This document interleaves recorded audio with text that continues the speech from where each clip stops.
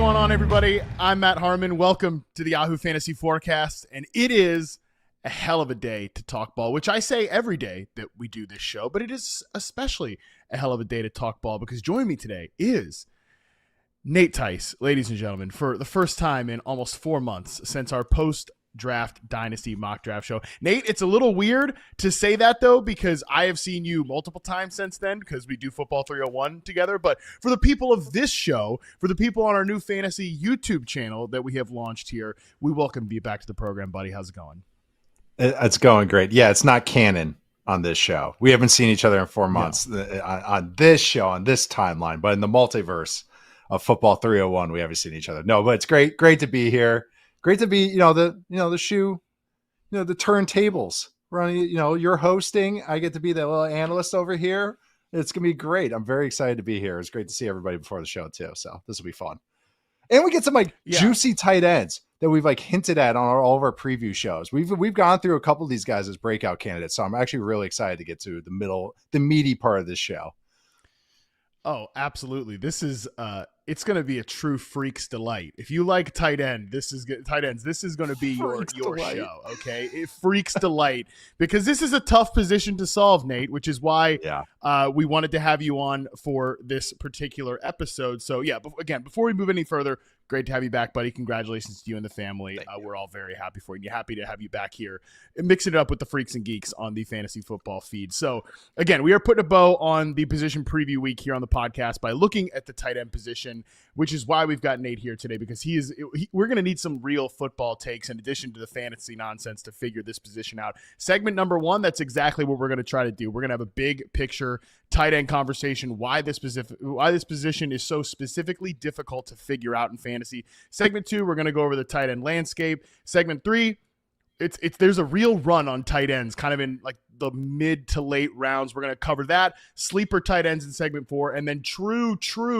deep dive in week 5 to try to find that or segment 5 to try to find that random tight end that pops. So Nate, let's start here at the top, which is why is this position so difficult to figure out in fantasy? I think there are some real actual football reasons why, and I'm going to run my theory past you and you tell me if it passes the sniff test or not.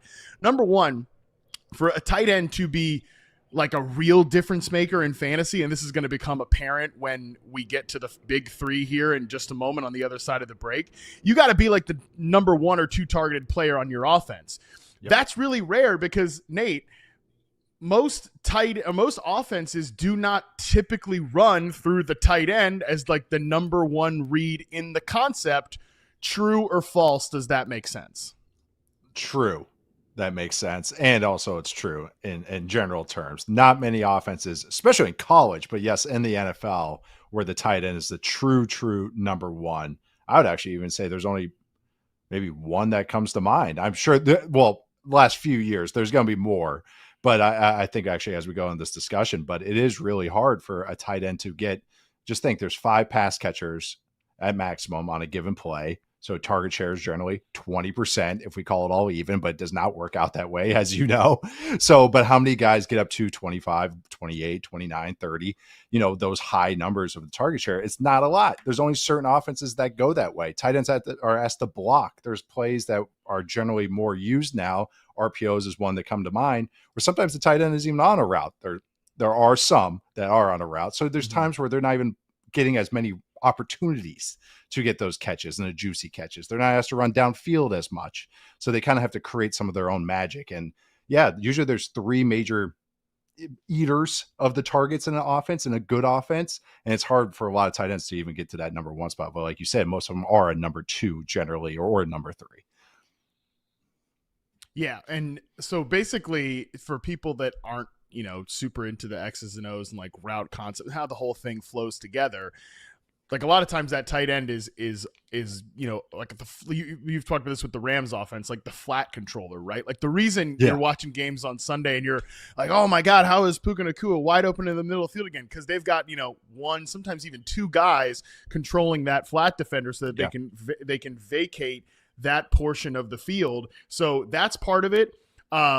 They can be like a secondary option, right? Like, okay, this guy maybe is my check down option. Again, depending on the quarterback, like how often does the quarterback even get there? Especially now, Nate, that we've got these guys that, are out there scrambling, right? Like they're not even getting to that check down, So the guy that might be the tight end check down player or whatever, all right, I read this thing high to low, they're not even getting to that read because they're out of there for a more efficient play, which is just like, hey, a 7-8 yard run. So that's a big part of it as well. And just the asks of this position, there's just not a lot of guys that can play it, and not a lot of guys that can play it well where they make a statistical impact, for fantasy reasons. Mm-hmm. Generally that's why there's a big glut in the middle, as we'll talk about, and how many it's hard for a guy to actually truly break out and be like a dominant top tier guy, like we say, the big three up there, because these guys have to be 240, 250 pounds. They have to have a high football IQ because everybody's asked to do more these days, but tight ends especially. Like as an aside here, tight end coaches was generally used to be one of the positions that you give a young coach, okay, or a favor to a brother-in-law kind of position. Like running backs and tight ends was generally that on a coaching staff. And now it's more like, okay, no, this is the offense coordinator in waiting position, because they're asked to be part of the run game. They're asked to be part of the pass game. And so the tight ends have to have that IQ as well. They have to be blocked next to the tackle, be in the slot, the backfield, to be isolated. So it's kind of there's not many guys that can do that. And then it's kind of like quarterbacks in a way, and then there's not many guys that can be on the field a whole bunch, truly beat safeties one-on-one. So that's why it kind of just naturally kind of limits itself to the top. But having said that, I do think there are a lot of fun young tight ends that we're going to talk about on the show that I think are kind of be rising up the ranks. And I think this year that you'll feel that impact because there's a lot more tight ends just entering the league and being used, I think, generally in the NFL. Yeah, no question. I actually think the position is in a rather good place, like NFL wise. I think that all of these guys are really interesting. It's just the target totals in fantasy. That's why I push back on the idea that, every now and again we get, we should just eliminate the tight end position from fantasy. It's too hard to figure out, or we should group them all in as one like pass catcher group. Two things on that. Number one, we don't just be quitting things just because they're hard. Okay, just because it's hard to figure out doesn't mean that we stop doing it. Number two, I remember having this conversation with George Kittle a few years ago when I told him that there was this like little movement in fantasy. People want to cancel the tight ends in fantasy. He's like, well, if you're going to group us together, because we've got to, catch passes like a receiver and we got to block like a tackle, you better pay us the same if you're going to group us together, which the NFL does not pay tight ends like wide receivers. But that sort of gets into it right there. It's just, that's another reason why it's a slow developing position, because there's a lot on these guys' plate. And, from a route perspective, like, again, I chart wide receivers. Everybody's like, why don't you chart tight ends? Because it is a different position. They're not running like the same routes from a conceptual standpoint, which is why, again, the target total, just to put a finer point on that one, 32 players last year, according to True Media, had a target share over 20%, the sort of barometer that you mentioned there. 3 of them were tight ends. 3 of the 32. The rest are wide receivers. It's Brock Bowers, it's Trey McBride, 2 of the guys we're going to talk about on the other side of the break, and then Travis Kelce. Obviously, Travis Kelce, that makes sense, right? Like, these are the guys we expect to get that level of volume. When you said, there's not many offenses, or the offenses don't generally run, number one is the tight end. Well, that's the one I thought of. I kind of stopped myself. Like, that's like the one that has been that way. But that's kind of, well, when you have Travis Kelce, I'm going to target him the most, as we'll talk about with Brock Bowers as well. He's one of those like, well, if he's on my team, he's going to get the most targets. I'm going to design plays where he gets the most plays because he can impact the game the best. I think what the Chiefs one was Travis Kelce is an interesting discussion actually, but like the Chiefs though, it's look at the receiver room. That's why he generally gets to eat more targets, because they couldn't sort that. They didn't sort that out. We'll see how that kind of impacts this year too. So it is hard. It is hard to stand out at this position. Bottom line, just the conclusion to this point, and then we'll talk about the big 3 here, and this is going to make a lot of sense. To be the tight end that really dominates the targets, you either have to be in a very specific situation, you have to be a very special player, or you got to have a wide receiver room that is not very good. So again, that's how you find your way to being like one of the top 2 targets on your team. So with that, let's talk about the big 3 here. This is Brock Bowers, Trey McBride, and George Kittle. All of them right now in fantasy, 21st to 33rd overall ADP. This is like the late second to early third round. There's a big premium on these three guys in fantasy football, Nate, which makes a lot of sense because Brock Bowers is one of those guys. Trey McBride was fourth in the NFL in target share last year. He's sandwiched between like Justin Jefferson, Drake London, and Jamar Chase. Like he's getting true like wide receiver level targets. And then George Kittle is kind of like an efficiency monster. He 2.65 yards per out run last year, just very unique player. So when you look at these three guys, is it right for fantasy drafters to put the big premium on these players considering where they are? The top two, definitely, because of the standing in the offense, who's calling plays, design of the offense. And I think Kittle gets that love as well. I have no like problems with this being a top three and being in their own tier. It's just Kittle's always the thing with him is health, because he's just sometimes he misses games. He's a physical player. He gets asked to block a lot, so that's part of his game too. He's a physical player.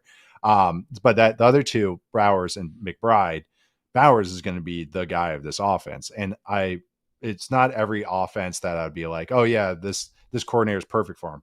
Chip Kelly's going to use them.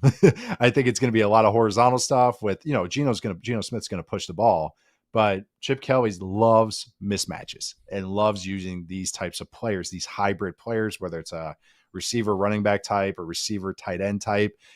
Most people say they like using them. They always want their Curtis Samuel. They always want their Debo, their Percy Harvin.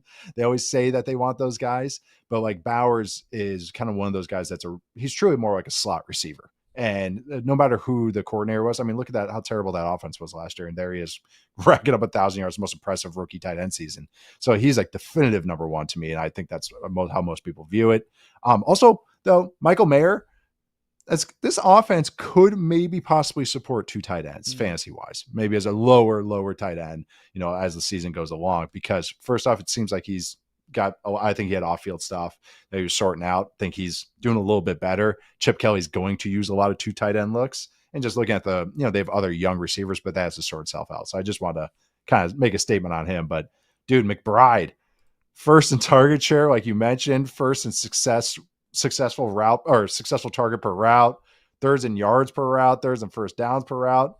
The thing with him, no touchdown thing is that's pretty consistent with him from college and Colorado State to the pros. Like he's not the longest target. He's more of a very efficient mover type with really good hands. And then in the red zone, it's more about big targets, and also doesn't he's good after the catch, but he's not super explosive like Kittle or Bowers. He's a tier below those guys. So, but I think that's an easy top two to me. And I mean, I think this is fair. Maybe if I have Kittle, maybe just slightly lower because of the 49ers, just 49ers-ish stuff going on right now with that team. You would hope that he could actually benefit from that, right? Right. George Kittle, because they've got so much chaos that way. I mean, the running back and the wide receiver position in San Francisco is in like a constant battle as to who's the more cursed position. It's like Garendo, Jordan James, those guys are banged up. Every wide receiver other than Ricky Pearsall, who was shot last offseason in the chest, like a year ago. Everybody's banged up in that. Yeah, like literally less than a year ago. I can remember my wife and I take an annual end of summer trip. I think we're going to do it again this year, just like little winery stuff like that. I can remember sitting in a wine bar last year and being like, I just got an alert that Ricky Pearsall got shot in the chest, like right as training camp is over. So end of August, right about around then, just unreal stuff. So hopefully Kittle actually could maybe actually see more volume in this offense if the chaos at that position remains similar, which it should. I mean, Brandon Ayuk's probably going to miss the first few weeks of the season, bare minimum. But yeah, your point about the lack of yak for Trey McBride is well taken. 4.6 yards after contact or yards after catch per reception. That is lower than Brock Bowers. That is much lower than George Kittle. Yeah. So yeah, it's interesting you bring up the touchdown stuff, because I think most people are quick to dismiss it as, oh, that's just like that's a Kyler stat, the lack of touchdowns last year. But it actually might be a little bit more of a McBride thing, according to you, Nate. Yeah, more than most players. Like some of it is scheme, some of it is quarterback, yada, yada, yada. And I think with McBride, though, it's a thing with him. Some guys are just, their body type, their play style is just not conducive to the red zone. It is what it is. It's kind of one of those things. Like, I don't think he'll ever be not that anyone's expecting this, an 8+, 10+ touchdown guy. I think his max is going to be 4. like it was in college. Like I think that's just always how his play style is. Because to score, you either have to be a monster, like big size in the end zone, or a guy that's really good with the ball in their hands, and a guy that's shifty and can break a bunch of tackles. And so just his play style is just not that. He hurdles guys. You know what I mean? Like when he has the ball in his hands, he's not a guy that we're going to talk about later, like Tucker Kraft. But having said all that, him and like, there's a ton of questions, and we've talked about how many times. Marvin Harrison Jr. and Kyler Murray, what's their chemistry like? Are they ever going to sort it out? Not with Kyler Murray and Trey McBride. Kyler Murray loves Trey McBride. So it's just like, I don't think that anything's going to go away. Like it's one of these where I feel like he's one of the safer buys. And I know it's a heavy investment, but I feel very confident about him this year. Even if he doesn't have the touchdowns, I think he's just going to have that steady production every week. Yeah, it's like very minor, just little spots here. But the fact that he's closer to Kittle than he is closer to Bowers, I think is a little surprising, because I think it could be a coin flip between Bowers and McBride as that tight end one overall in your rankings this year. And there's room for actually Marvin Harrison Jr. to improve in year 2 and Trey McBride to still be an incredible player, like, and still maintain that high end target share. Real quick before we go to break, I just want to like play a small devil's advocate, maybe even talk out of both sides of my mouth on Brock Bowers here. He had 153 targets last year, which is just an obnoxious amount for any player, but certainly, again, it's very rare for a tight end. And I think you and I might have talked about this in brief moments where the Turners were actually doing some pretty cool things, Scott and Norv, like when they were calling plays for the Raiders at the end of the last year, was like, well, this offense stinks, so let's just spam Brock Bowers stuff over and over. Why again. not? You think it's going to be, which, yeah, he's the best player on your team. You might as well. You think it's going to be a good fit in Chip Kelly's offense. I do too. But they did add, Jacoby Myers is back. They've added some young receivers. Jack Besh, Trey Tucker is getting, I don't know. I'm skeptical on this whole Trey Tucker thing. Dante Thornton is the 4th round pick starting at X receiver, which I think is both good and bad when we're talking about Brock Bowers, because in one sense, like, oh, cool, a 4th round pick is starting for us, but then it's like, oh, a 4th round pick is starting for us. Maybe this starting for us, is not. It's like starting for us, no questions asked. So, do you think there's any chance that Bowers could see like a little targets shaved off the top this year, just with this offensive ecosystem change overall? It's one of those where it's like, yes, in a way, because all those guys, and also I think they're going to be so run heavy. Chip Kelly is so run heavy, no matter whether it's been pros or college. But I think the upgrade of Geno Smith is just going to make it more consistent as well. It's not going to be like there's that force fedness of an offense, and like the Malik Neighbors last year, where it's like, yes, this guy's super talented, but also it's like, well, this is a lot of fake stuff going on where it's just screens and stuff underneath over and under.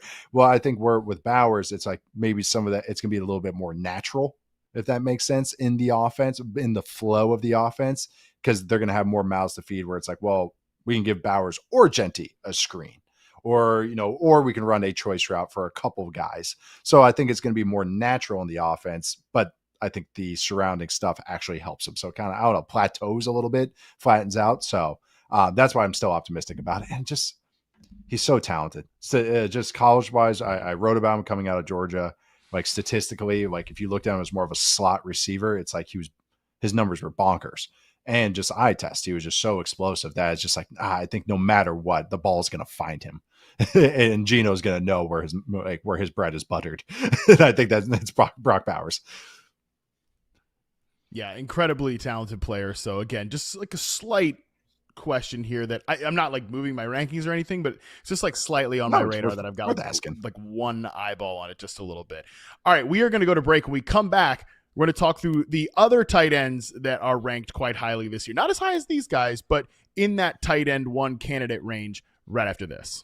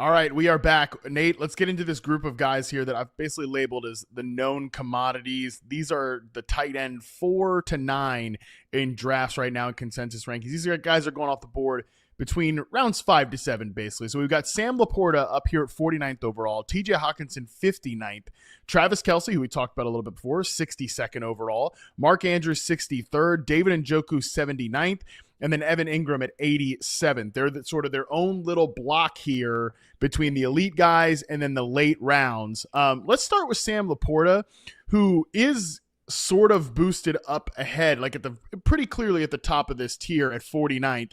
I'm a little bit lower on Laporta from an overall perspective. He's my tight end 4. I think he belongs at the top of this group. But just again, from an overall rankings perspective, I've got him more like so around 70th, because if there's any sort of decline in the Lions offense, I think the guys that are going to get hurt are not like Jahmyr Gibbs, Amon-Ra St. Brown. I think those guys are really well insulated. They're just like especially St. Brown is the metronome of this passing game.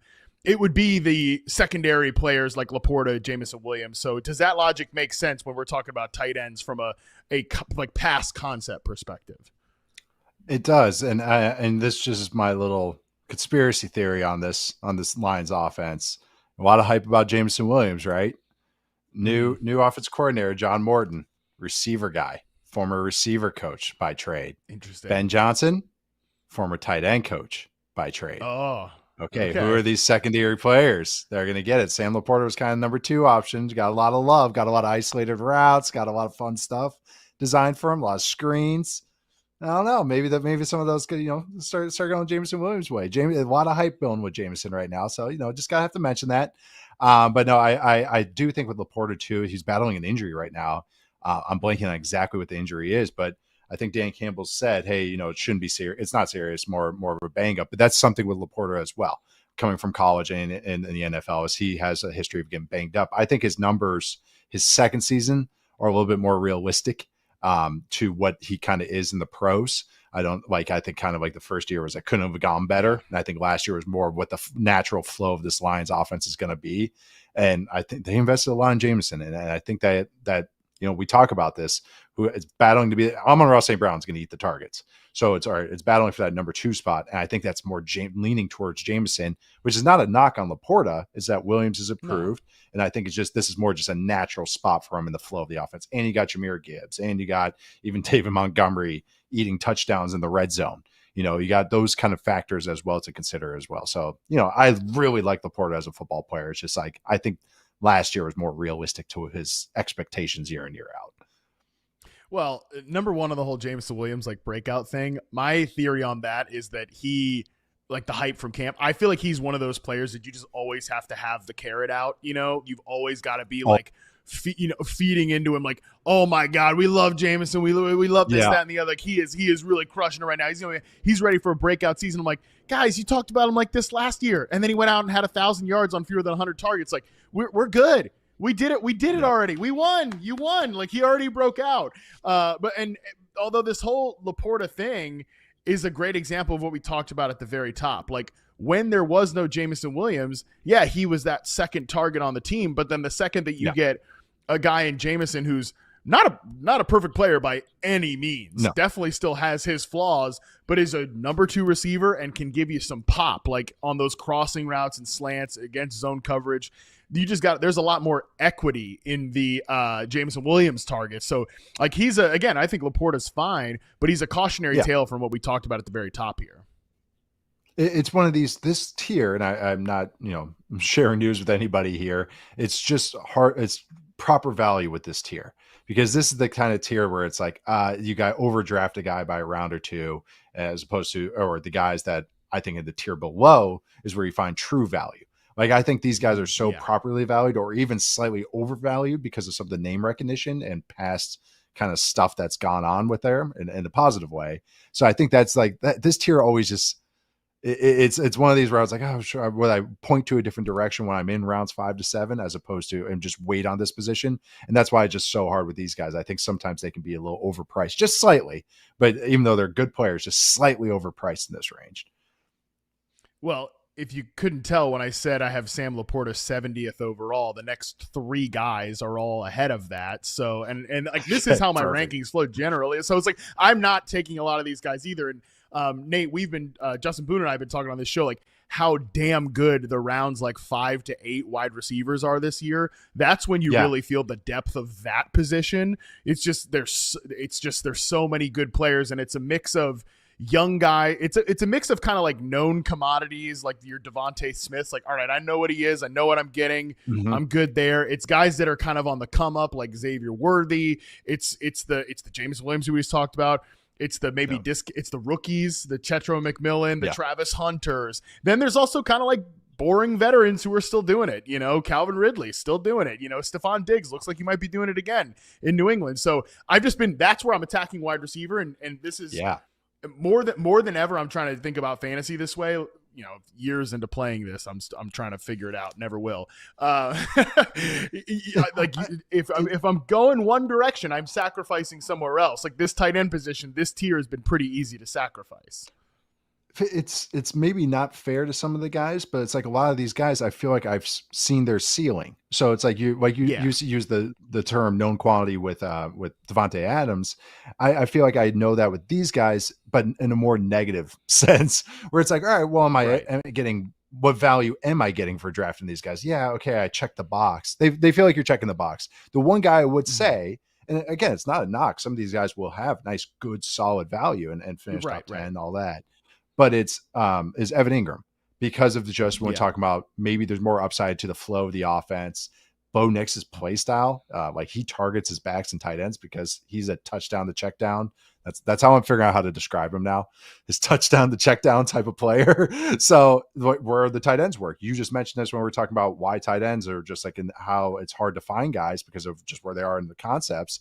They're underneath. They're running backs with RJ Harvey and the tight ends with Evan Ingram. He's more of a horizontal guy than a vertical guy. So that's where I think Ingram is best used. And I think that actually matches Bo Nix pretty well, like how he likes to play. Choice routes as well. That's what Sean Payton likes to call. So I actually really like that fit. And he's one guy kind of in this range. And he's, you know, at the bottom of the Yahoo tier right here. What was his ADP? 87th. Like that's the one guy where I think I'd probably have a little bit higher in this tier because there's just a little bit more there that you can scrap at and find. Well, I think you can certainly like squint at it and see, oh, this is a guy that could be the second most targeted guy on his team. Correct. Like no question. Bo Nix, by the way, 11.6% check down rate. That was third according to Fantasy Points data among guys who played 10 plus games last year. So, I mean, that tight end could easily be that check down player. So could RJ Harvey if he earns dirty. that role.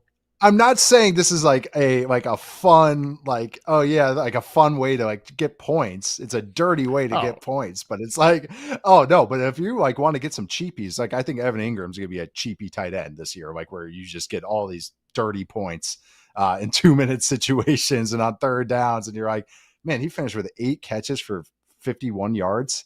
You know, like a lot of those kind of games, like a lot of high catches, low yard type of games. So kind of like what he's done in the past. But yeah, Ingram, I just feel like there's some value there just because of the flow of the offense.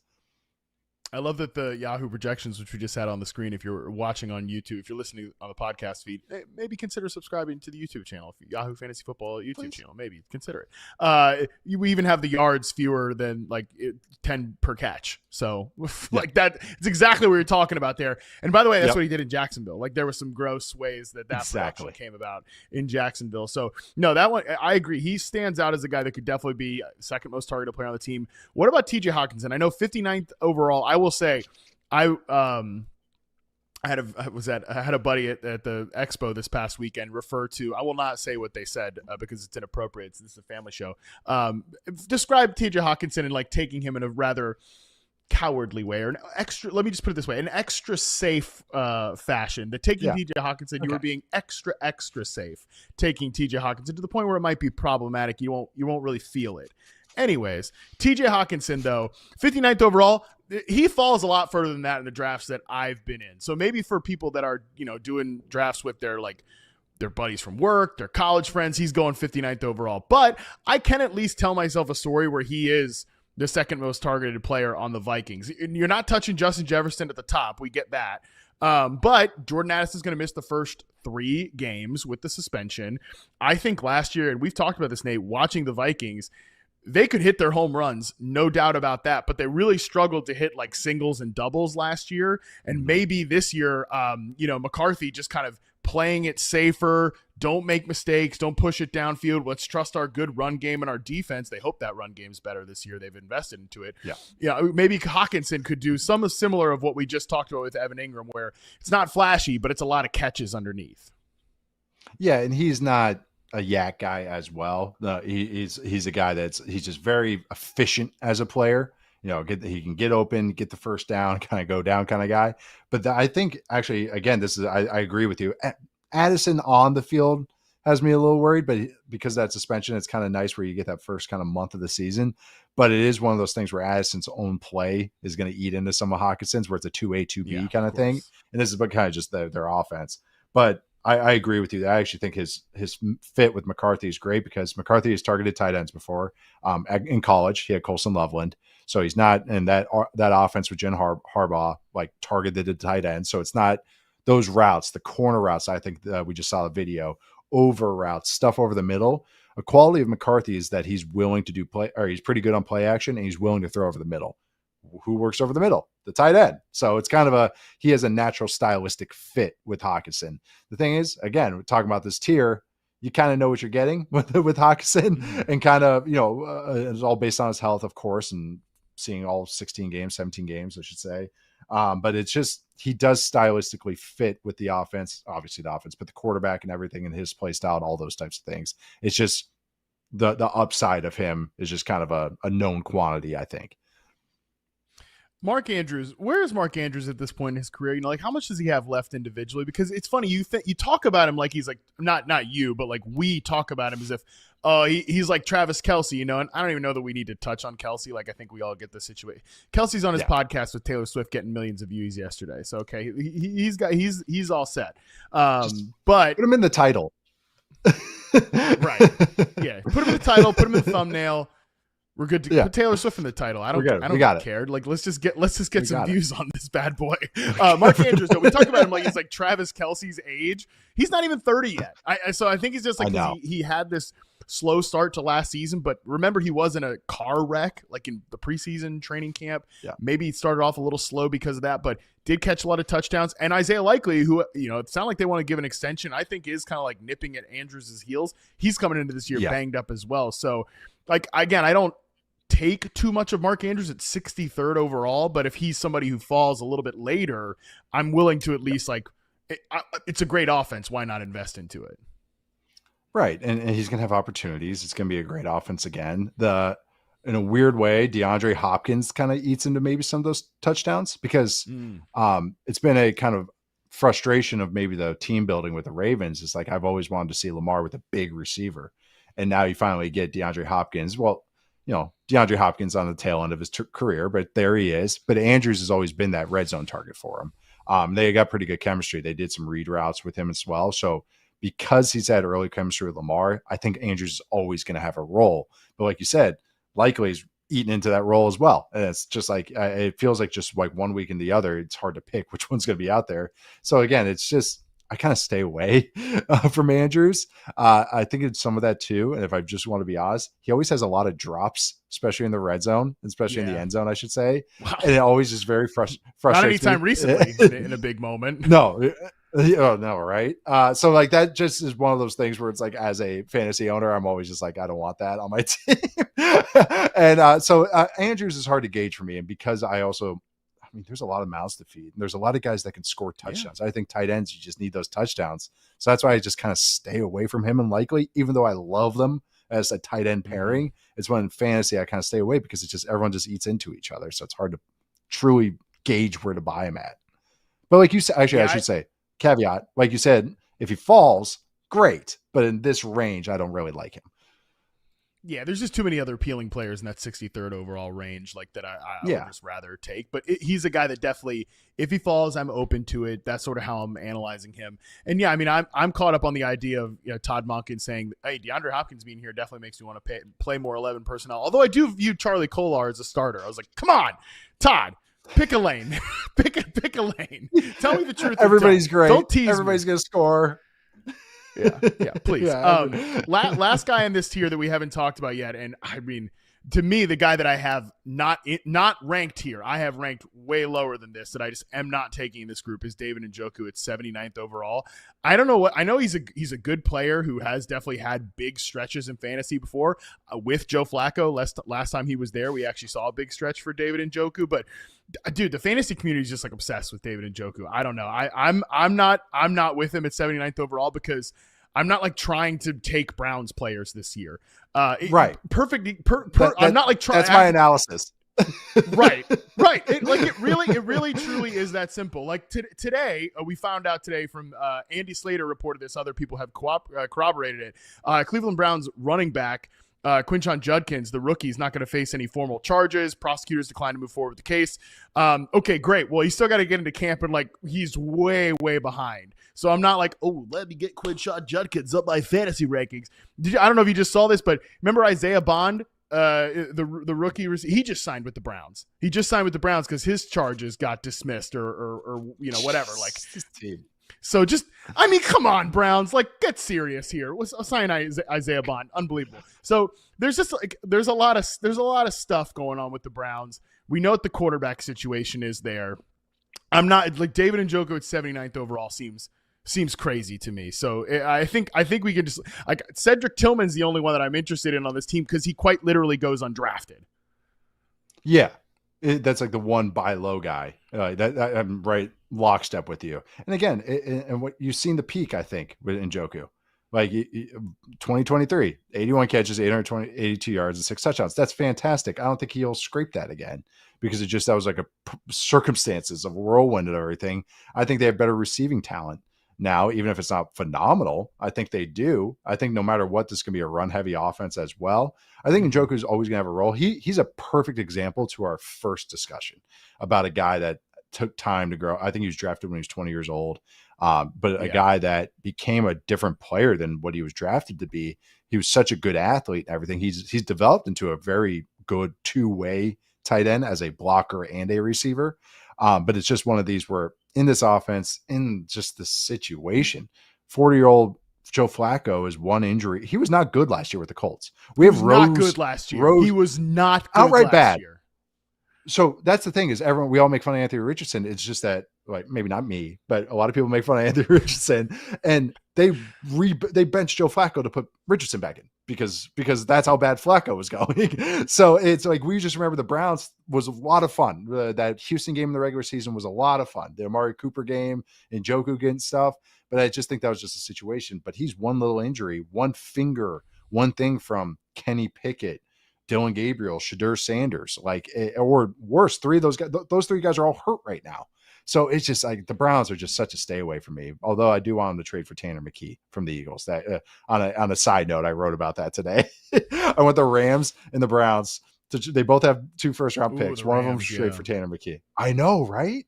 I just sat here in my lair, kind of marinated, and they have 2 first-round picks.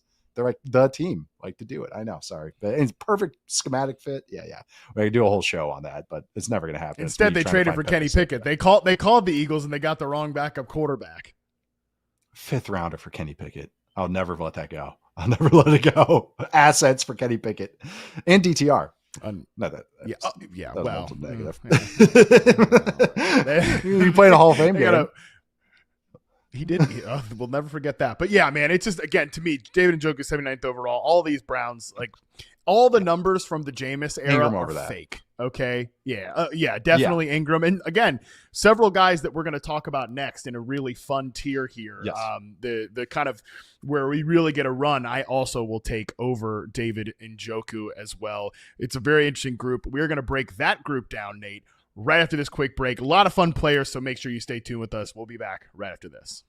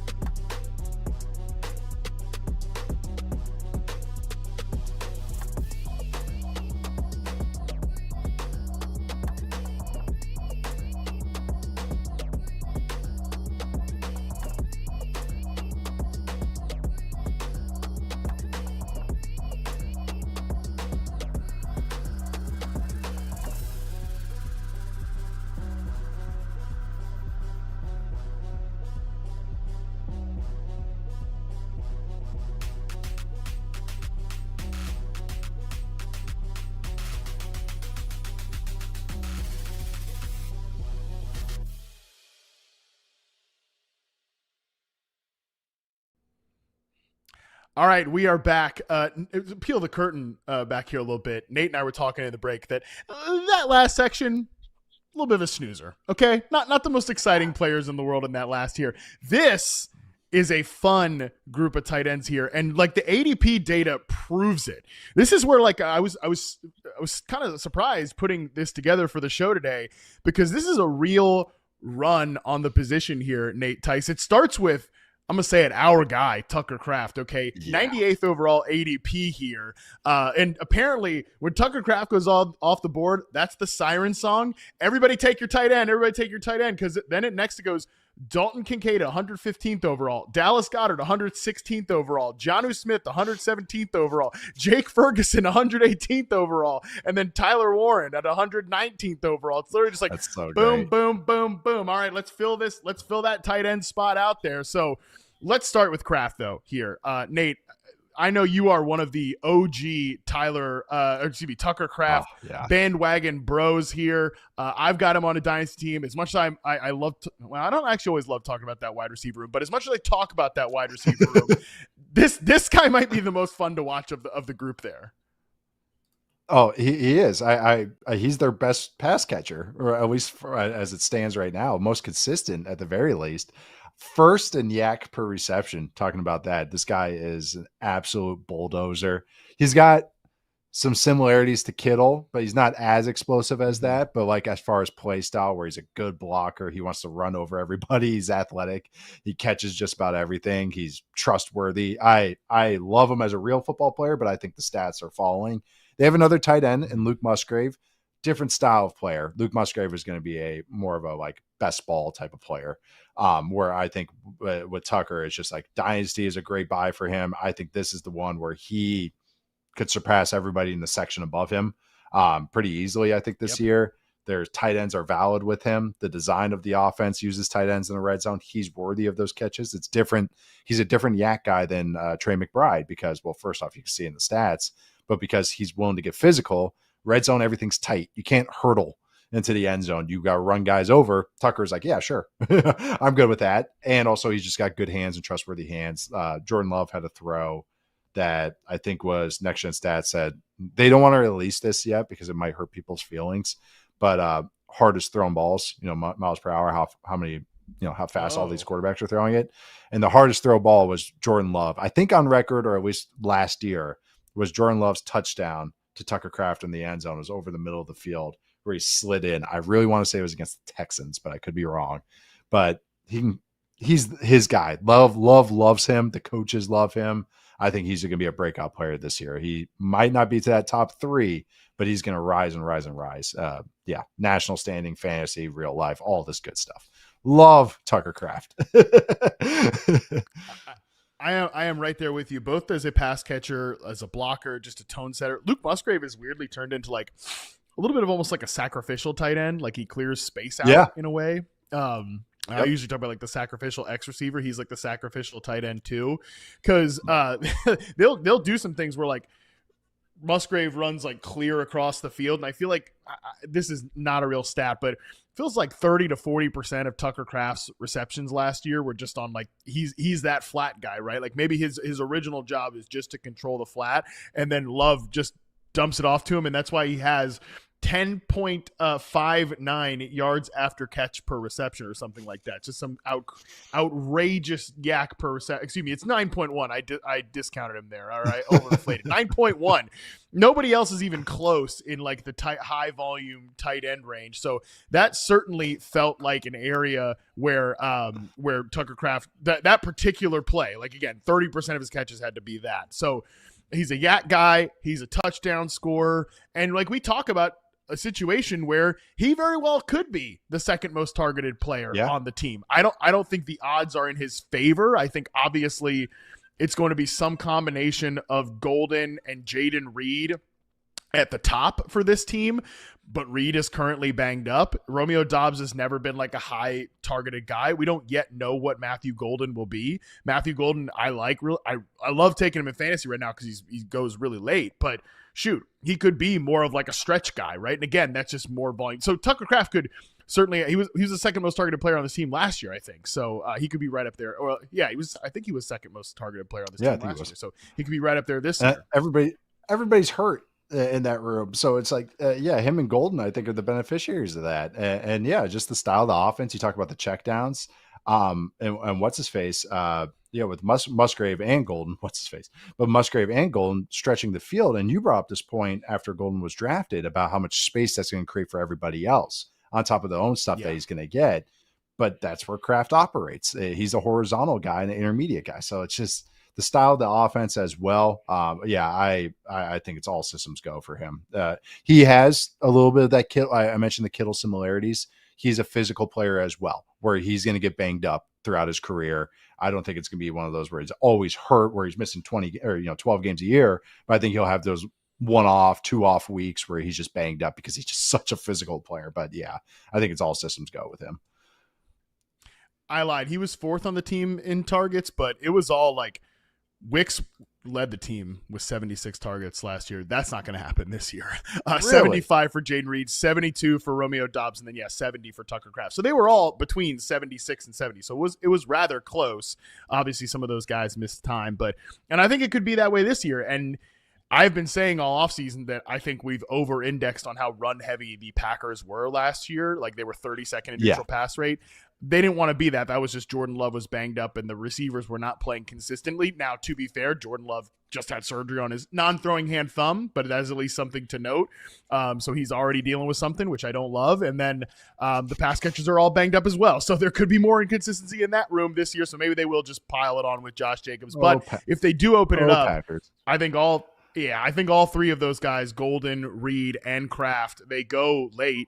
I think Kraft might actually go the highest among those 3 players. I know Golden still goes the latest, which is a little peculiar to me. But again, I like taking all of them. Honestly, Nate, so many of my drafts this year have gone, I don't take a tight end because I'm not really taking the top 3 because I'd rather go vanity quarterback than vanity tight end. And then I'm like I said, the early running backs I've been taking and then hammering receivers rounds 5 to 8. So just, round 9, here we are. Tucker Kraft is on my team. So that is just kind of how it has gone this year for me. So I am very invested in the Tucker Kraft experience. Other guys in this group though, let maybe not as excited. We're not going to talk that was definitely, we're going to blow a lot of time on Tucker Kraft because we both are big fans of his game. And like I said, Nate is the OG Tucker Kraft bandwagon bro, but let's talk about some other guys in this group, specifically Dalton Kincaid.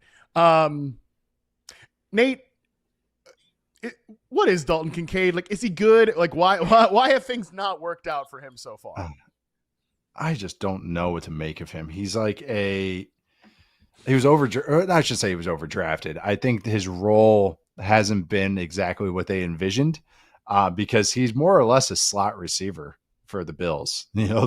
He's catching flats and RPO bubbles. They got a lot of those. And a lot of those. And he's getting used, it's a cool part of their offense and how we talk about this, about they inverse roles, receivers block and tight ends are the pass catchers and kind of do a little bit of everything in that offense. But he's just not, again, this is the red zone thing. He's not overly big. He's an undersized tight end. And I think he's a good athlete, but he hasn't been just that game changer with the ball in his hands. He's more just a fine efficiency guy. He's almost like a shrunken TJ Hawkinson. Like that's kind of like what Kincaid is kind of end up feeling like as a football player, where it's like, it's a nice role, a role player to have on your offense, but I'm not making this guy number 1 or number 2. I don't want him. I want him as more of a number 3 target.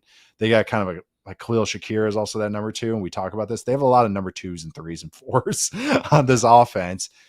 That works when you have one of the dudes, the reigning MVP at quarterback, so they can make it work. But that's the problem. Fantasy wise, he feels capped out because talked about that original point where it's 20%, 20%, 20%, 20%. That's how the Bills offense kind of feels. Everybody gets a little bit of touches. All right. And then you're worried about Josh so much. All right. Or just everybody gets their underneath stuff. Everybody blocks for each other. It's great normal football or real football, but fantasy wise, like, I just think he's capped out. It's just, that's his style of play. I just don't think he's that overwhelming size or overwhelming athlete. He's just a nice player, a nice role player in an offense. He is another one of those guys that it goes back to what we talked about at the top. Like, he has some of those problems of why this position is really difficult in fantasy, because if you're going to be that like dominant target earner as a tight end, you've got to be an overwhelming talent. And doesn't matter where he was drafted. So far, he's not proven to be that sort of overwhelming talent. Now, he's also struggled with injuries, so that he could be just a guy that he could be a guy that just gets better. Okay, he gets healthier, and he could be. It's 2 years into his career. It's a slow developing position. Maybe he comes along a little bit. So that is why, again, for whatever I'm about to say, if you are punting tight end, you're taking it late. It's 115th overall, and you're investing in an offense that you, Charles, and I all had as first or second in our top 10 offensive ranking. So it's like, okay, he's actually. I'm not saying don't take Dalton Kincaid at 115th. It's totally fine if you do that, but he's not distanced himself from these other interesting pass catchers on the team. And I also think he's become a cautionary tale of trying to make the tight end a slot receiver. It's like we talked about at the top. Yep. It's a different position. Okay, well, now guess what? You're the slowest, biggest slot receiver in the league. Like, you're not like a mismatch weapon. Teams just know, like, right. All right, cool, you're going to throw 2 tight ends on the field, and one of them is Dalton Kincaid. Our nickelback's going to cover that guy every time, and he's not going to get open. And like, that's no longer, that doesn't break people's brains anymore at this point, like with all of these dynamic hybrid defenders, to the point that he only ran a route on 57.7% of the dropbacks when he was healthy last year, Dalton Kincaid, because they don't play him in 11 personnel because they don't trust him to block. That's it. You got to be able to block. That's it. And when you put on a team, and this is why scheme proof is the best compliment I can give a prospect. And with Kincaid, or a player of Kincaid's archetype, is I have him on my roster and I have him on the field. I need other things to unlock him. Okay, well then the value is already dropped of this player in real football terms. I need a blocking tight end on my roster because my new fancy receiving tight end can't block. All right, if he is on the field and he is the only tight end, if we want to run the ball, which the Bills are going to run the ball, this is a part of their shift in identity. Okay, well, we have to run away from him. We have to use certain plays because we don't want him at the point of attack. And real football stuff impacts this position a lot because of just how they have to get used. These guys get used everywhere in real football wise, but that can hinder their fantasy stuff because it's like, all right, well, we can't do this, so now we can't run this play action off of it, which would get you that target because it's too much of a tell on the run play that it just hinders us long term. So we're not going to invest in it. And so that's where it's hard to like go like, well, I look at the Cardinals, I look at Trey McBride, I'm like, yeah, in the natural flow of their offensive identity, McBride is going to get fed because that's how that offense flows. This offense flows with Josh Allen dinking and dunking to everybody. And he's just not special enough to deserve more, really. Like, and that, it gets back to the discussion. It's like, all right, if you want to be a receiving only tight end, you got to be a dude. Like, you have to be real. Like, Laporta is probably the best example of that, who went in the same draft and went at a proper value in the second round. So yeah, that's a longer discussion about the value of these type of guys as well. No question. I mean, it's just, again, we can say all that, and I think that was really well said by you. And again, it all kind of comes back to this is why this position is so difficult, and the whole like way we started the show. I still think at 115th overall, when the dude was like a freaking 5th round pick last year, especially if you're double tapping tight end here, like the whole group of this whole tier is kind of like hoping for a breakout versus familiar faces. Like, you just get a couple. All right, you want to take you. Yeah, take Dalton Kincaid and take Dallas Goedert, because guess what? Dallas Goedert's not going to be a home run for you, but you probably hit you're probably going to get on base with Dallas Goedert. Yeah. So okay, great. You can kind of stack them together and hope that, all right, if Kincaid truly does in year 3, because it wouldn't be unheard of for a tight end to break out in his 3rd or 4th or whatever season. All right, now he's finally figured it out. He's got, because that dude was so skinny, bro. Like, I remember seeing pictures of him at the end of, I remember seeing him on a golf trip with Trump, and I was like, dude, I'm bigger than that guy. Okay, give me a break. Like, maybe he's just bigger, faster, stronger, bigger than Kincaid, by the way, not Trump, to be clear. Like, he's just bigger, faster, stronger. He's just matured. He's understands. Like, he breaks out in year 3, totally possible. So again, I don't mind taking him in this range. He just is very, very easy to use as a reason for why this is difficult. Again, some other familiar faces here. Jonnu Smith. I'm not trying to take a Steelers tight end, please. Jake Ferguson, fine. You're getting on base there. I want to ask you about Tyler Warren, 119th, the last guy in this tier. I think the idea of Tyler Warren in this like RPO heavy offense is really interesting. But Nate, you know how I feel about this Colts. You say through gritted teeth. Just talked about it. we just talked about it yesterday.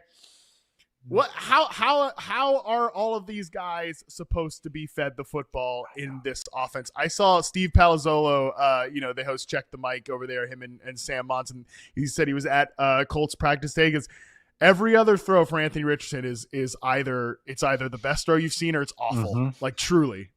So explain to me how I can feel confident that Tyler Warren is even going to be like a PPR scam in fantasy. Well, I don't think it's a PPR scam other than, okay, so the positives here, the silver lining is they're giddy to target him, as you can see, just even the first preseason game. Shane Steichen, because of his football history, is a Norv Turner guy. And Norv Turner is one of those guys that we talked about at the beginning of the show that knows how to use a tight end as his number one target in his offense. And actually, we used a lot of his stuff at Wisconsin. So it's kind of, we had a guy named Garrett Graham, who's with the Texans. We targeted him a bunch, Lance Kendricks, a couple of these guys that maybe got overdrafted because of how much we used them at Wisconsin. But Norv Turner unlocked Antonio Gates. And Steichen has shown that he can use tight ends. He will use them on RPOs, especially. That's kind of his modern version of it. And they use a lot of routes. There's this route that they actually even showed. Anthony Richardson completed it, believe it or not, against the Ravens in the preseason game before he got hurt and knocked out of the game. And we saw 400 videos created about it. The Richardson hits him on it. It's like an inside kind of curl route or inside out route. I don't know. It's always, everyone kind of changes how they describe it. But I've heard it's called a search route, a find route, where this Antonio Gates made a living on this, where it was just, get to 10 yards and then they find the soft spot and settle. Warren already showed a nice little feel for that. And it was cool that they kind of said, yeah, you get that route. You have to earn the right to run that route because, hey, if we're going to target the tight end, you better be freaking winning on these routes. So it was kind of cool for me that they kind of gave him that trust. The problem with all this, as much as I still want Richardson to work out, who was Antonio Gates' quarterback for his whole career, or most of his career? Philip Rivers, one of the most accurate, efficient quarterbacks ever. And if you're going to pepper these 10-yard throws, you need a hyper efficient quarterback to do it over and over.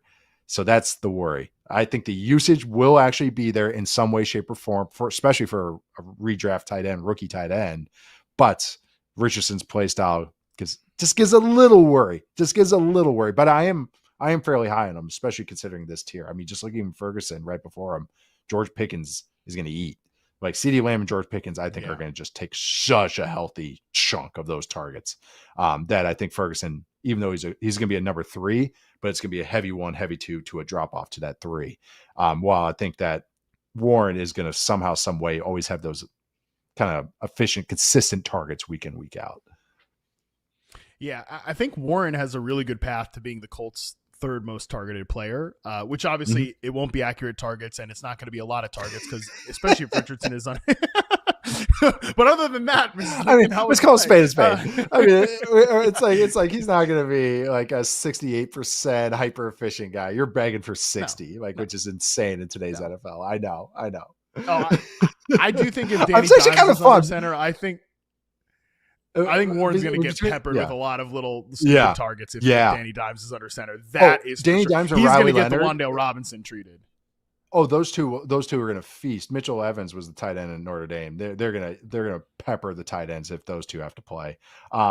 It's just one of those things too. It's just like this group of tight ends, that Colts offense. It's just like anytime I talk about them, it's just like I remember after the draft pick happened, and you're just like, no, come on. It's just the disgust that you show. Because that's the thing. It's like one of my highlights from the draft process. Out. Yeah. Everybody's all geeked out about freaking AD Mitchell in camp right now. Of course, does like nothing in the preseason game because he still can't beat zone coverage. Never has been able to beat zone coverage. And we're talking about the damn preseason. But he's definitely like greatest practice player of all time. That's for sure. That's on my radar. Apparently. But yeah, man, everybody's jacked about AD Mitchell. Guess what? He's probably the 5th most targeted player. If I'm thinking that Warren is going to be 3rd, I mean Pierce is still there and like Pittman, although Josh Downs today got a hamstring injury. I love that Josh Downs has to come into every season with an injury. So that's cool. But the plus side, Yeah, They can't. The plus side for Warren, and I'll throw to break on this, is that he, like you said, he's going to be on the field for all the snaps. Like that's the big reason why they drafted him. They could not care less about like my stupid fantasy projections and any of that crap. They wanted a tight end to be on the field all the time, and only 5 tight ends were on the field for over 80% of the snaps last year. It was Cole Kmet, Tucker Kraft, of course, Brock Bowers, Trey McBride, Travis Kelce. 3 of those guys were absolutely the dudes we talked about. The only guys that saw like real deal wide receiver target share numbers. So the fact like being on the field, correlation to getting a lot of targets, who would have thought? So last thing before break, just again, if you're watching on YouTube, please subscribe. I will be personally, if you're listening on the podcast, you don't want to subscribe on YouTube, that's one thing. But if you're watching YouTube right now and you're not subscribed, I will be personally offended. My feelings will be hurt. But we ran a poll in the YouTube chat. It said, will Tucker Kraft finish as top 5 fantasy tight end in 2025?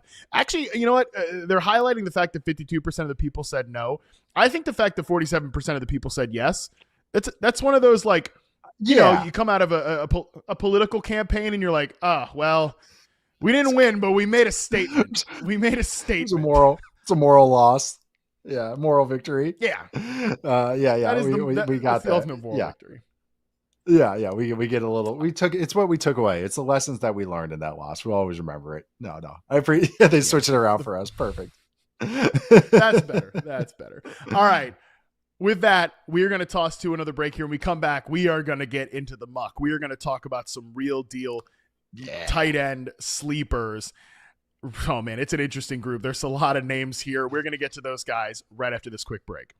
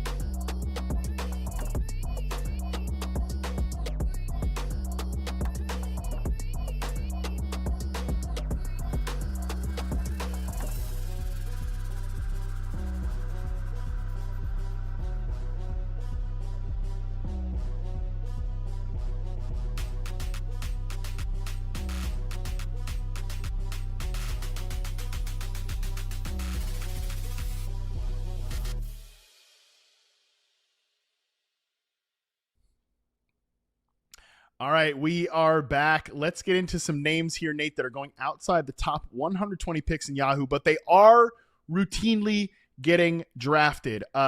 These are the names we're talking through here. Colson Loveland, Kyle Pitts, Hunter Henry, Cade Otton, Elijah Arroyo, Pat Freiermuth, Zach Ertz, Chigo Okonkwo, Mike Gesicki, Isaiah Likely, Darren Waller, and Brenton Strange. It's a mix of players, but who do we actually care about here? That's the goal to discuss. But before we do that, I have to say, Colson Loveland going this low is stupid.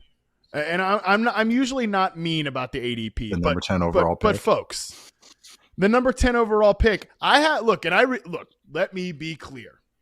I understand the Bears offense is the Bears offense. We're all counting on a lot of improvement there. It might not be immediate, and this is a very crowded group. I said in the previous segment that Cole had a higher snap percentage than any other tight end last year. He's still on the roster. they've got Roma Dunze, who I think is going to have a big breakout season. They still have DJ Moore. They draft Luther Burden. I get that it looks crowded on paper, but we're talking about late round tight ends. We're looking for ceilings here. I think Colson Loveland has a great ceiling. I have him ranked a bunch of ahead. I have him ranked 11th among my tight ends, ahead of several of the dudes we've talked about in not just this last section, but even like I would rather take Colson Loveland over David Njoku. Like, I know who David Njoku is, and he's going to probably get more targets, but I'm shooting for a ceiling here with my late round tight end. I think Colson Loveland going this low is kind of ridiculous. Yeah, you mentioned the Cole Kmet thing. I think Cole Kmet's going to be on the roster and he's going to play a little bit. They're going to use 2 tight end looks, but it's Colson Loveland's show. Like, and I think Colson Loveland it's the upside of him. I mean, dynasty wise, it's like I'm in love with him, but it's as far as just even a redraft this year, I'm right there with you, especially in the tail end of the year, second half of the year.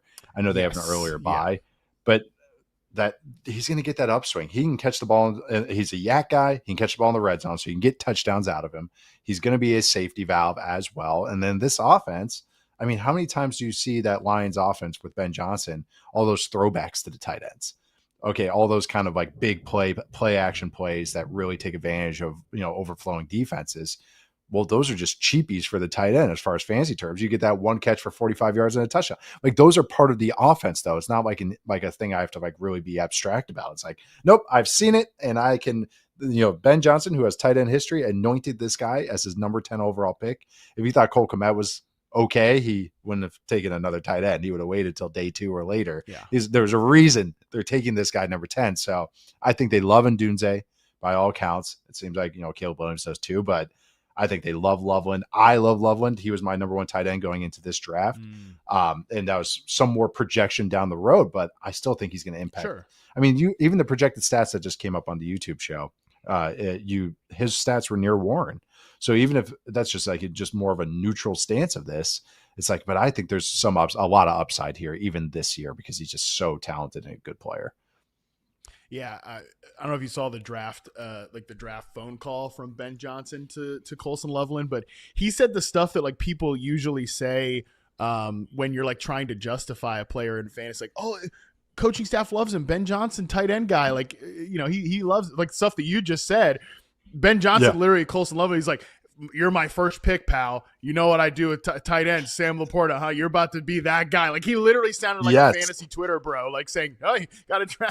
Here's my thread of all my breakout tight ends. Like, this is why you got to take Colson Loveland. Coach staff loves him. Ben Johnson actually said it on the draft day phone call, so that was cool to see. Look, again, like, it's tough to make the math work, but you're just betting on a talented player, and I think you made this point a lot during the draft season, Nate, that Colson Loveland was sort of pegged as this guy that, oh, he's an athlete, he's not really a blocker, but that's not really the case. Like, he actually he could be on the field for every single snap. By the way, I love that you're like giggling at your own tweets here that come up. Well, I'm not expecting them. So like when they just come up, I'm just like, oh yeah, I tweeted that once. God, I'm an idiot. No, but this fit just made so much sense to me as time went along. I think the last mock draft that Charles and I did, we matched this up because it was just like, yeah, this makes sense in this offense and everything. It's just, and what you mentioned too is just, as opposed to Laporta, I think Loveland is just as good as an athlete as Laporta, with a frame to get bigger. And like you said, the inline stuff, which leads to reps. He was just like all the dudes we talk about. It's more like Kittle, not exact same type of player, but as far as usage, where it's like he is on the field, he is the true Y tight end that can block and I think going to be better at blocking. Even in preseason, I thought I was going to have a cool little cut up of him blocking already. It was one play. I was like, I can't just post one play. Thread it with next week's one play game. Blocking. Yeah, exactly. I think all the starters are playing too, so it should be good. But no, I'm very high on him long term, but I do think we will feel his impact this year because of stuff like that, but that he can see the field. It's not just going to be, we designed this play for you. Okay, get off the field. We designed this play for you. Get off the field. It's like, nope, he's the Y, play in, play out, play in, play out. Boom. There's literally, we're showing this on YouTube right now. We are literally showing the quote of Ben Johnson talking about talking to Colson Loveland about with Sam Laporta. So definitely get excited about Loveland at Dynasty, but I do think, there's going to be some weeks for him this year, and just take him and see what happens. And again, you could stack him with some boring veteran tight end. The rest of this group here, Nate, I think does really exemplify why like I said, the tight end position is in a pretty good spot in the NFL, even if it is still a murky position in fantasy, because there's a lot of really interesting, useful players in the rest of our list here for this section. But who stands out to you? Because a lot of these guys are just destined to be dropped at some, whatever in fantasy, like just hang out on the waiver wire. But if you could pick a name or maybe two that actually interests you, who would it be? One is kind of a steady Eddie tight quarterback trust. Don't know how the rest of the room is going to figure out is Hunter Henry of all people. I know, right? Because I think it's just, I know what I'm getting. But if you're buying cheap on tight ends, just what we talked about Loveland, put Hunter Henry and Loveland together. Okay. There you go. There's your kind of like, okay, there's our tight end. There's our, okay, buy low. Hopefully he can turn into something. And this is the guy that's steady Eddie. I will say one guy, even though Colin's trying to prod me in a different direction.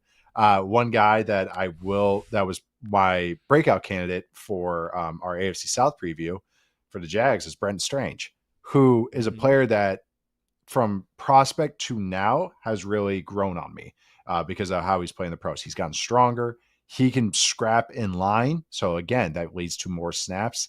They have other tight ends that can insulate him so they can free up to him, be a receiving tight end. And I think Trevor Lawrence likes him. And I think they already showed some chemistry this preseason. Last season, his underlying stats were better than Evan Ingram last year.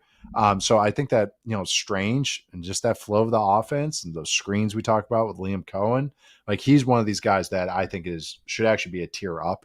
And those guys that we talked about before, more, this is the Sicko sleeper tier, deep sleeper tier, should be maybe the middle sleeper tier. This is REM.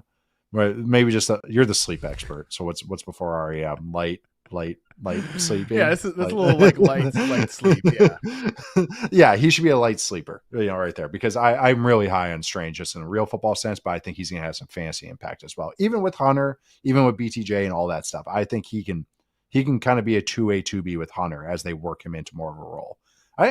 We talked about the Jags offense. It's like I see the vision. Like I kind of see how this is going to work out. I just think they need some freaking offensive alignment, but that's a whole different discussion than what we're talking about today. No, yeah, we talked about Brenton Strange. People can check out that the AFC South preview on Football 301. I loved your analysis on Strange. I think he's definitely an interesting player in that offense, and we just like that unit to improve. That's the other thing. If you're just looking for sleeper tight ends that are not going to become whether they are in the light sleep, the deep sleep, or what we're going to get to next, that's the REM sleepers. The final segment is the REM sleepers at the tight end position. The coma. The coma sleepers, tight end.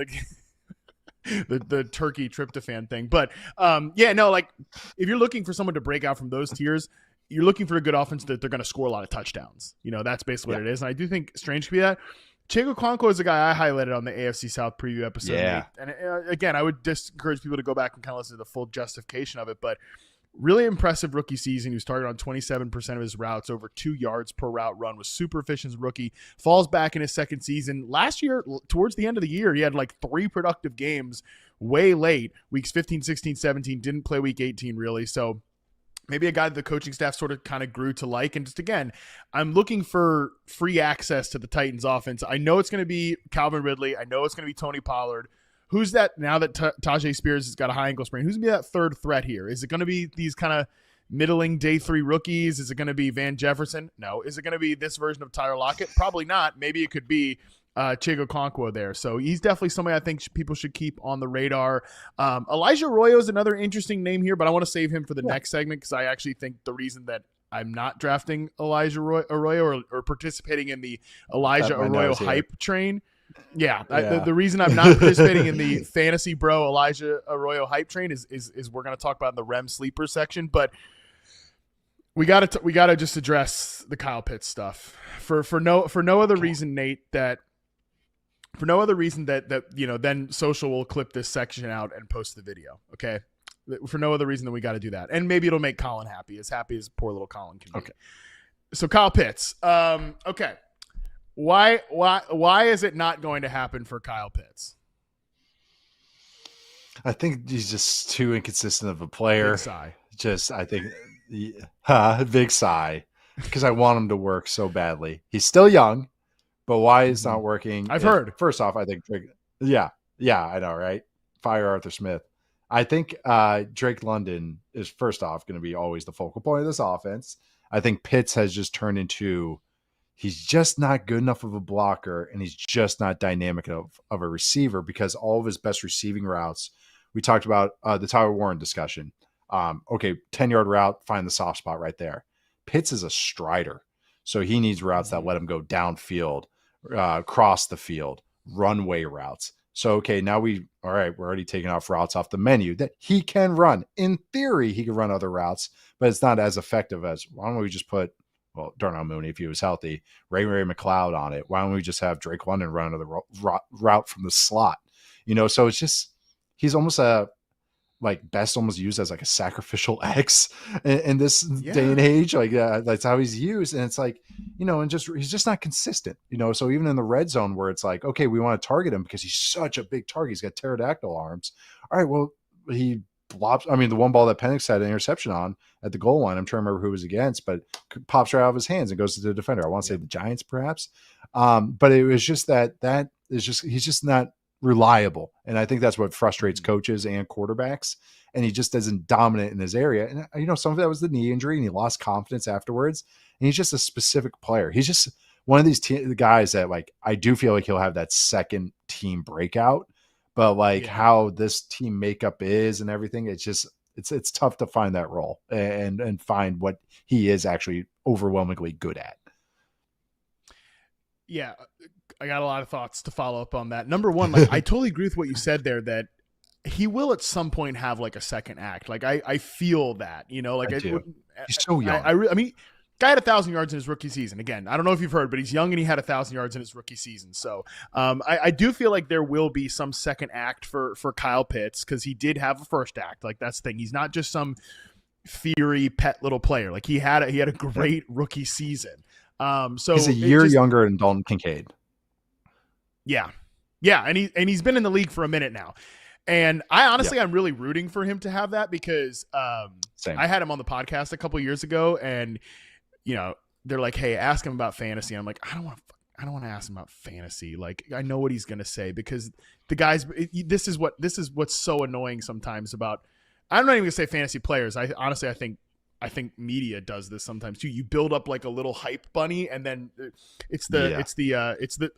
just told you I was watching Spider-Man on the plane. It's the Green Goblin from the first Spider-Man. The only thing they love more than a hero is to watch the hero fail, fall, die trying. Right. People love that. So now Kyle Pitts has become this freaking meme. So yeah, I asked him about fantasy. He's like, I hate it. I hate fantasy. I don't even think about it at all. I'm like, of course you do. I don't blame you, bro. I'm sure your games are filled with garbage and stuff. So I'm honestly rooting. I'm rooting for him to find that second act.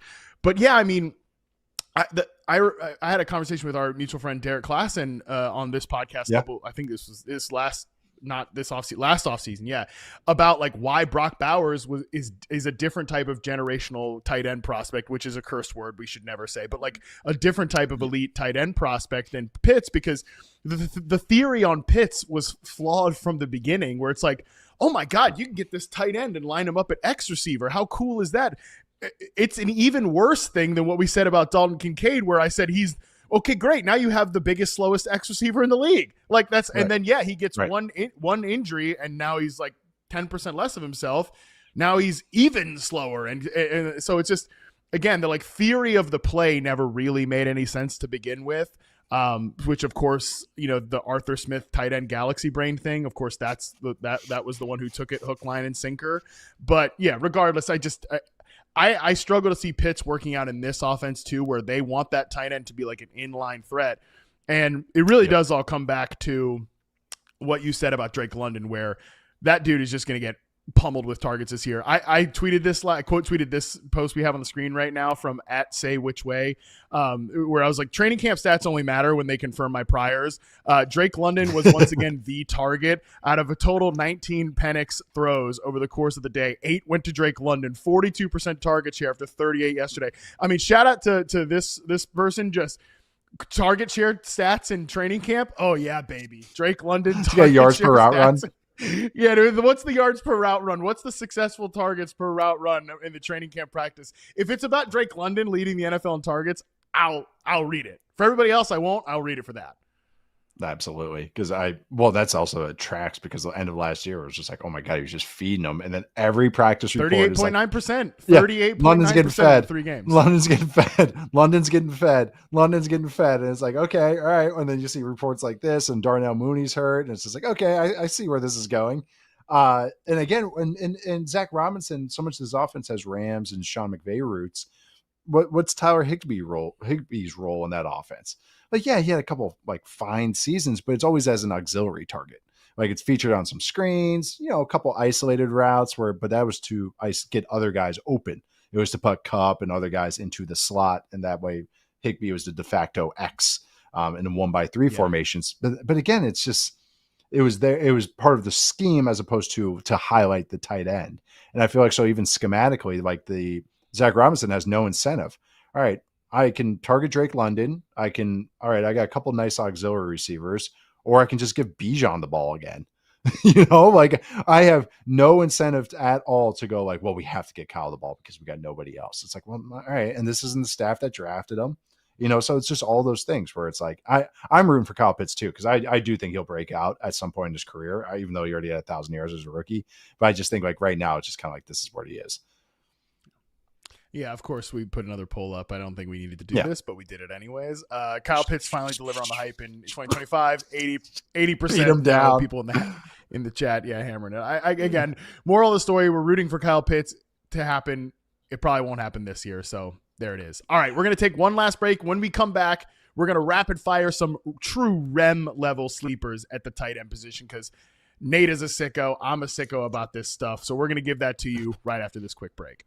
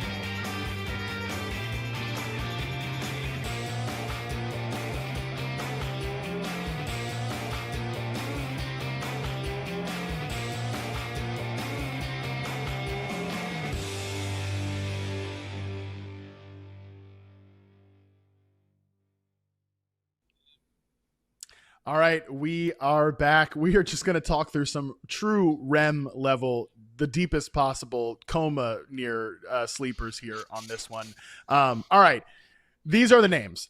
Theo Johnson. I'll have to say the teams for these guys because people might not know. Number 1, Theo Johnson of the New York Giants, Jatavian Sanders, Carolina Panthers, Rams tight ends, Tyler Higbee, Terrence Ferguson, A.J. Barner, the Seattle Seahawks, and then Chargers tight ends. I mean, Tyler Conklin, Will Dissly, Oronde Gadsden. Somebody's going to matter there, right? I'll just quickly, before I throw it to you, Nate, just Theo Johnson, who I've talked on the show. I actually, he's the type of athlete you want to bet on. Over 90th percentile on the broad jump, the 40-yard dash. He's got the size. That just, if you're looking for truly how does a tight end come out of absolute nowhere to matter in fantasy? It's because they're a freak athlete. And I do think Theo Johnson has a chance. when you're looking at like Wan'Dale Robinson, Mr. Negative EPA per target, Darius Slayton, nice player, but it's Malik Neighbors and everybody else. I think Theo Johnson could maybe be at the top or third on the everybody else. And then Jatavian Sanders. The Panthers are very excited about Jatavian Sanders. He's like slimmed down. They're really gassing him up. And he's another like athletic young player that could be a breakout on a team that has I think a deep receiver core, but it's still rather ambiguous. And my last point here on these two guys, this is how just disgusting of a person that I am. My buddy JJ Zacharyson and I did 2 drafts together at the Expo. It's called the Kings Classic. You do them back. You do a snake draft, then a salary cap draft back to back. Okay. I got Theo Johnson in one of them, and he's like, "Oh man, I really wanted Theo Johnson, but I guess I'll just go Jatavian Sanders." Like, I really like Jatavian Sanders too. So in the salary cap draft, I ended up with Jatavian Sanders, and he got Theo Johnson. Like just disgusting stuff that we were like trying to one up each other on tight ends that will absolutely do. Yeah, and no, it's real draft. These are paid out. These are played out. These are real deal drafts. But like again, truly so great. Players that will not matter at all. So great. No, I was going to say this section is like step into my office a little bit. This is like a welcome to my world right here. These are the guys I love focusing on. I love this. This is where the Tucker Crafts come from. This is where these type of players come from outside. They really is. It's because it's a hard position to target guys. And really the best strategy, and not a lot of people disagree actually, is a lot of the best strategy to find the best tight end is just draft the big athlete and hope it works out, because it's the whole tying it all together. The first discussion, it's the asks of this position are so hard. It's a world of incredible athletes, or a league of incredible athletes. And you have to be the best one or one of the best ones on the field at all times while doing some of the most impossible tasks. But having said that, this section's got, this is the one that gets me going a little bit, because Theo Johnson, definitely a dynasty buy. But I already think Russell Wilson's targeting him a bunch. Like you said, Malik Neighbors is easily the 1A. But I think Theo just sneaks into a role there just because of who else they have. And I think he's valid in the red zone. And they tried to target him in the red zone last year. And just overall, they'll target tight ends in that offense. So that's, I've been high on him as a real football prospect. Another Penn State guy, too. We got Brent Strange, Tyler Warren, and Theo Johnson were all teammates at the same time, which is pretty crazy to me. The other guy, though, AJ Barner. And I know you hinted at this, that Elijah Arroyo draws interest. I thought it was very interesting that this team got rid of Noah Fant. And I think it's because they saw Barner and then they got the first early returns of Arroyo and they go, yep, we're good. All right, we're good. Yeah. We're good with these two. I've heard rave reviews about Barner. I'm a fan of him, real football terms. But I've heard some really, really big, like really high praise out of camp about him. So I actually think that he's going to get a statistical bump as well. I think Arroyo will get guided along and have some fun, be an off-ball guy. But Barner's a guy that'll see the field. Because he's can play in line, can block. He's a good blocker, but he's a valid receiver as well. And we've talked about the Seahawks offense a bunch. Yeah, JSN's going to get fed. This offense, though, it's a Kubiak offense. They love feeding tight ends. Yeah. It's another offense that'll work tight ends in there. And you look at the receiving room. All right, we both are in agreement with this. Cooper Kupp is on the downswing. All right, who else is in that offense? Our guy Torrey Horton. Torrey Horton, but it's baby. still a 5th-round rookie. So it's just, but vertical but again, guy. But don't get me wrong, but I'm like super high on Torrey Horton. So I'm like, we're very excited about Torrey Horton. But I think Barner is going to actually have a real football role and a fantasy role. This is a great buy low. This is, again, we're making jokes about it, but this is a great sicko guy to maybe find if you have a deep bench kind of thing, because I think his role is going to stand out. Really, this whole section. You mentioned Sanders. Ferguson's interesting, but I think that's more dynasty than redraft this year. But I think his role is going to be interesting, that Rams offense. And then Gatson is drawing my interest a lot. I kind of, they like him, I could tell. And I think he can overcome these other guys. This offense is always going to use tight ends. Disley's a nice player. Conklin didn't look in the preseason, and Gatson did. And I've heard good things. I liked him coming out. They drafted him kind of the perfect range. Yeah. So like he's one kind of, I'm keeping an eye on. Again, maybe more dynasty than redraft, as we're talking about and focusing on here. But he is a guy I'm keeping my eye on. Like him and Ferguson are kind of what we're joking about, but the Tucker Craft risers down the road. If you have a keeper league, they're interesting as well. Yeah, I mean, just because you keep saying the Tucker Craft thing, Tucker Craft last year was tight end 37 in ADP. It was the best. 37 in redraft ADP. Like, you I literally loved was it. not, Musgrave was going way earlier. So Yeah. it's just like, yeah, this can happen. And now Tucker Craft is like the tight end 9 off the board this year. So I'm not saying that these guys are going to be that, but they are names to know. And your AJ Barner point is great. He's got the size, 6'6", 250. He's an inline blocker. And you know, with the Elijah Arroyo stuff, honestly, my alarm bells went off. Like, people took this as bullish, but like my alarm bells went off when they're like, yeah, people on this staff thought he could play X receiver. I'm like, well, he definitely can't. But if you're going to use him that way, it's not going to be like an efficient role. It might be cool for the Seahawks. Don't get me wrong. And that's why I think that that's part of why we're good on Noah Fant. Like, this guy can be our second, you know, kind of move around weapon tight end. But yeah, it's definitely an ambiguous receiver core too after JSN. There's no question. So I know you like AJ Barner. That's why I wanted to include him. And yeah, lastly, just Rams tight ends, Chargers tight ends. Like, these offenses, like the Chargers, Greg Roman, we know they want tight ends on the field, and everybody can't shut up about how the Rams want to be more 12 personnel heavy, but nobody wants to touch any Rams tight ends in fantasy. So like, that to me is just one of those, the math is not mathing there on that one. I think that, well, Terrence Ferguson's probably a long shot, but tight end 37 in consensus rankings. Tyler Higbee's tight end 39. Like, in stupid drafts where I have like 20 something picks, I'll throw the last round pick at Tyler Higbee to get like 45 gross catches. It'll be even grosser if Matthew Stafford doesn't get out of that immortal chamber. But you know, it's something that he'll be a little something. Anything else, Nate, that we should hit Sicko tight end wise, since you said you love this so much? Yeah, I mean, all of these guys were, as you could tell, I was excited to talk about everybody. Like, I had a hinder or shorten myself on Sanders even. Mason Taylor with the Jets, just because of, you know, Justin Fields and the offense. There's not going to throw the ball a lot. It's going to be a run first offense, but maybe he can be kind of one of those, you know, stashes or waiver guys down the road, because I think he's just going to be a nice, solid player in the pros. And I think he can affect the game early. Like, I think his game translates well. Like, as a receiver, at least, I think his blocking stuff is where he has to improve on. But I think he's just like one of those classic quarterback best friend types. But he has a high ankle sprain right now. So you got time. You do not have to, but if it's a deeper league, he is another of this. There was a good rookie tight end class for this draft. So it's like a lot of these young guys are actually interesting to keep on. And I think Taylor should be in that discussion because there's nobody else in that Jets offense to throw to. It's Garrett Wilson. They're going to run the ball a ton, but there's going to be opportunities for Taylor to have weeks where he kind of impacts the game. A lot of interesting tight ends. Again, the league is in a good position. Even if in fantasy, it's still a tough nut to crack. There's no question about that. Nate, appreciate the hell out of you doing this show with me. Hopefully next year, if we do this again, if you grace us again with your presence on the tight end position preview, we'll make the Sicko section like 30 minutes and we'll speed through the boring veterans up at the top. But thank you. For now, no time on Travis Kelce, but let's get more AJ Barner talk in. For now, though, Nate, tell the people what you're working on that they can check out.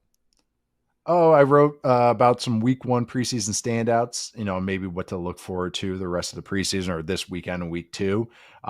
Jets offense got a little mention there. Focus mostly on Tanner McKee, Eagles backup quarterback. I'm just keep throwing this against the wall. I'm Pepe Silving at this. I'm just going like, is he going to get traded? Who's he going to get traded to? Don't think anything's going to happen, but I'm working on that. But then also Football 301, we're doing our division previews. You have been joining me for all of them so far. So I appreciate your time on those, but yes, make sure to check that out as well. No doubt. Yeah. If you like this show, you'll like Football 301. I can personally guarantee it. Hey, listen, football season is freaking back when Travis Kelce is stunning for the GQ cover. When, I mean, man, like Scott I Hall. saw people making fun of him. I'm like, he looks better than you, whoever's your tweets out there. Okay. Travis Kelce looks great. I saw people say this should be a fantasy football punishment. I'm like, I'll lose my league just to shoot this. Okay. I will be crushing this photo shoot if that's me. Anyways, you know it's football season when Travis Kelce's stunning for GQ, when Nate Tice is breaking down preseason film, and when Yahoo Sports is coming to Las Vegas, because that is what is happening. Big news. We are bringing the Yahoo Fantasy crew and the Football 301 crew to Las Vegas in a couple of weeks for Yahoo Fantasy Kickoff Weekend on Friday, August 22nd and Saturday, August 23rd at the Venetian Resort in Las Vegas. Yes, from 5 p.m. to 7 p.m. on both nights. You can catch me, Justin Boone, Scott Pianowski, Nate Tice himself over there. He's going to be ready to give you his AJ Barner film notes, and the whole Yahoo fantasy crew is going to be there at the Yahoo Sportsbook inside the Venetian. We're going to have a meet and greet, fantasy Q&A, and on Saturday night, we're going to share our 10 biggest pieces of draft advice before the season starts. You don't want to miss that. If you do miss it, you're lost. So definitely don't do that. Again, it is Friday, August 22nd, Saturday, August 23rd at 5 p.m. Pacific at the Yahoo Sportsbook inside the Venetian Resort, Las Vegas. It is free, okay? I keep telling you guys this. It's free. It costs you nothing. So come on by and talk some football with us. That is going to do it for Position Preview Week. Hell of a week here on the show. Absolutely electric content. Hopefully you all enjoyed it. If you're listening on the podcast feed, maybe leave us a review. That'd be great. 5 stars only. Obviously, leave us a review. That'd be fantastic. If you're watching on YouTube and you haven't subscribed yet, remember, you are personally attacking me. You personally hurt my feelings when you do that, and I know you don't want to do that, okay? So, again, go back, check out any of those position pods if you missed them already. Quarterbacks, running backs, tight ends, wide receivers, the whole big deal. We will be back on Sunday live at 5 p.m. Eastern. Justin Boone is going to join me as we share our biggest takeaways from week 2 of the preseason. Until then, we are out.